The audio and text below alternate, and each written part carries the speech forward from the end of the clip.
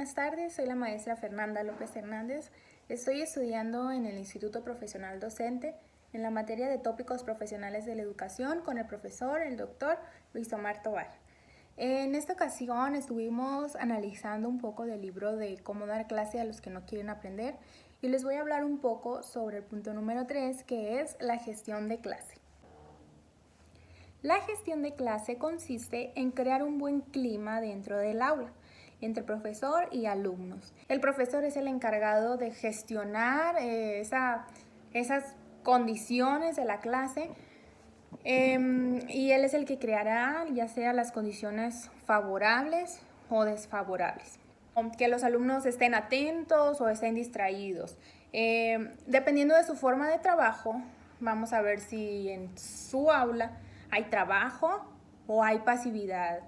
Dentro de este tema también se mencionan 3 elementos llamados la triada interactiva. Aparte del contexto, se toma en cuenta profesor, currículo y alumno. El profesor en su actuar diario, en su estado de ánimo, en su salud física, en su salud mental, en cómo va adecuando las estrategias de aprendizaje de acuerdo al clima de la clase, de acuerdo a los alumnos. Y el alumno es el protagonista, ¿ok? Aquí todo depende de él, en su nivel de autoestima también, en los roles que desempeña dentro del aula, de su clase, su estado psicológico, su estado físico. Y el currículo pues no es solamente lo que se aprende, ¿ok? Es también, no solo abarca contenidos, incluye también aspectos actitudinales, relacionales y formativos. Existe una frase que dice que hay conflictos, que si hay tarea hay conflictos. Entonces aquí en el libro se menciona una que me gustó donde dice que no hay conflicto si la tarea es asequible, interesante y útil. Es decir, si tú mantienes motivados a tus alumnos y les estás dando situaciones de aprendizaje interesantes, ellos se van a motivar y van a querer aprenderlo, van a querer adquirir este conocimiento y por lo tanto pues van a trabajar en ello. Por último está el contexto, que no es menos importante. El contexto engloba todos los elementos ambientales, ¿ok?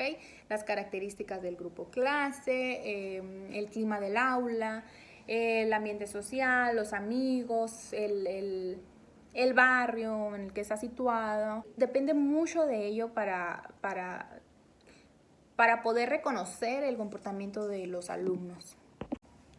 Por esto, el profesor debe mantener una atención equilibrada, es decir, no desviarse o no caer en estas desviaciones. Por ejemplo, el profesor que está centrado en sí mismo, que su objetivo es solamente lucirse, que solamente las relaciones con los alumnos las tiene como un sustituto de una baja autoestima o quizá por relaciones personales deficientes, etc. Y el profesor centrado solamente en el currículo, que solamente está pensando dar el temario. Estas son mis clases, estos son mis objetivos académicos, me voy a enfocar solamente a esto. Este maestro que está centrado solamente en el currículum considera que todos los demás están fallando. Por último, el profesor que está centrado solamente en la relación con el alumno, lo tiene como prioridad.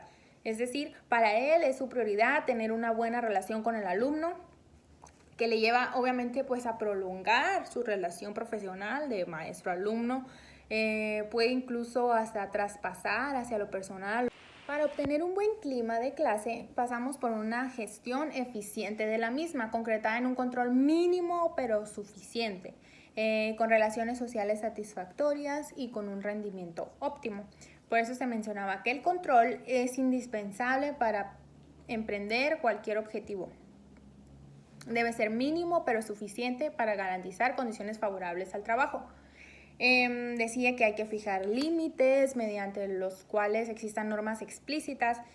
Para las relaciones interpersonales mencionaba que deben ser cálidas, respetuosas, prosociales, que se requiere fomentar con las siguientes competencias socioemocionales, que son el autocontrol, la asertividad, la empatía, los roles, la comunicación y la relación con las familias.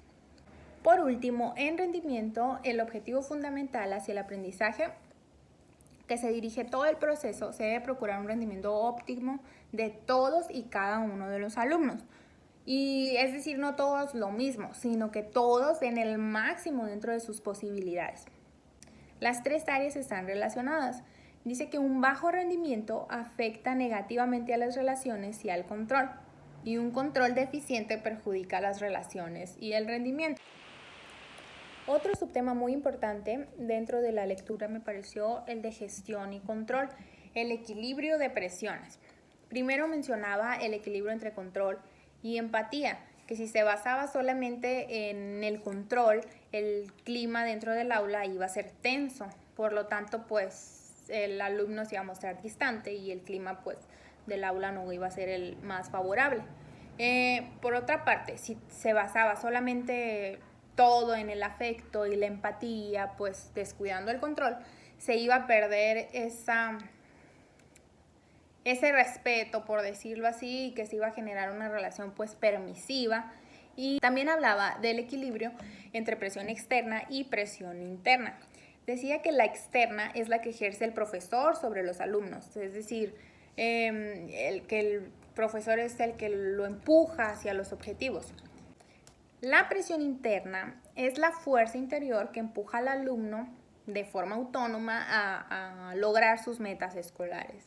Okay, es la que él solo, yo me decidí, yo solo lo voy a lograr, yo solo lo voy a hacer. Ante esta perspectiva, el control aparece como un complemento inseparable. Es decir, mientras el profesor, que es la presión externa, es mínima pero suficiente. Es decir, que tenga cierto control, pero la interna sea máxima y necesaria. Es decir, que el alumno esté decidido, que él esté ahí porque él quiere aprender, que él quiera lograr los objetivos académicos, es decir, con una ayudadita simplemente del profesor. Por eso dice que eso es un complemento inseparable.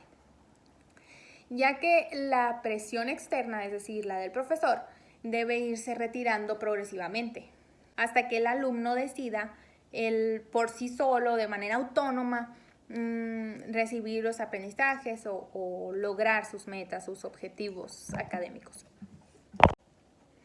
También se mencionaba la educación socioemocional, la cual mencionaba ahí que es un antídoto para los conflictos. Es decir, si en el aula es un lugar en el cual existen competencias cognitivas y socioemocionales. Dice que casi todos los conflictos presentes en las aulas son reflejo de la ausencia de competencias socioemocionales. Pues es que se les da aquí un apartado importante a lo socioemocional. Para esto se mencionaba introducir cuñas socioemocionales.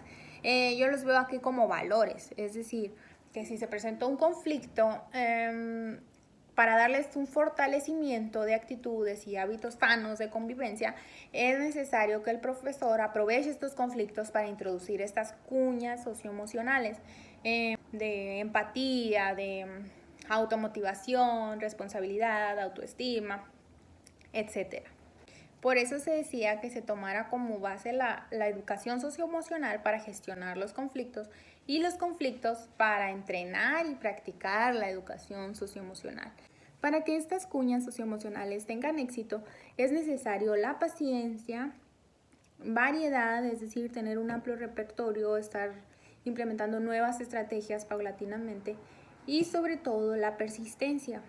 Es decir, si ocurrió un conflicto y aplicaste una cuña socioemocional, es seguir aplicándola. Por último, se mencionaba la gestión de la convivencia por orden de preferencia.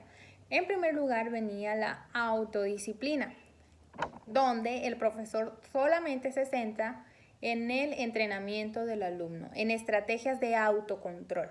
Después viene la disciplina consensada, donde el profesor y los alumnos comparten responsabilidades. Entre los dos deciden normas, reglas, etc. Después viene la disciplina aceptada, donde el profesor establece unilateralmente las normas, pero da opción a los alumnos de intervenir, pero sin comprometerse a modificarlas. Es decir, existen, puedes participar, pero ahí se quedan las reglas, no se modifican. Después la disciplina impuesta, que aquí es donde el profesor decide unilateralmente las reglas, las aplica sin posibilidad de intervención. Es decir, yo las decido, yo las hago, tú las sigues y punto. Es el orden de preferencia, decía ahí, que lo deseado es seguir este orden citado. Es decir, primero, pues fomentar el autocontrol, que el alumno tenga ese control propio. Después, si no es posible, pues ya aplicar la disciplina consensuada. Si no, pues la aceptada. Y si no, ya no nos queda más remedio, pues ya la disciplina impuesta. Pero obviamente, si se decide la disciplina impuesta o empiezan por ahí, que sea una forma de ir avanzando progresivamente, es decir, no quedarte de esa manera, hasta lograr llegar a la autodisciplina, al autocontrol de los alumnos. Es decir, la idea de este apartado de gestión de clase y del libro es conseguir que quieran, que puedan, que aprendan y que convivan. Muchas gracias por su atención.